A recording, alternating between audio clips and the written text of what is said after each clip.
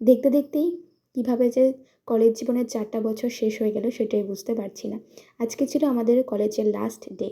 তো সবাই খুব ব্যস্ত, আমাদের যেহেতু এক্সামও আসছে আর তাই বাট মাস্তি করতে জয়দীপ, তুমি কিছু বলতে চাও as a topper of our BPT fourth year, last day of our college? কিছু বলতে চাও তুমি? বলো। কিছুই না, জাস্ট এতটুকু বলতে চাই, যতই লাইফে বিজি থাকে একটা মেসেজ করার সময় সবাই থাকে, যদি প্রায়োরিটি থাকে লাইফে তাহলে ওই মেসেজ ঠিকই করা যায়।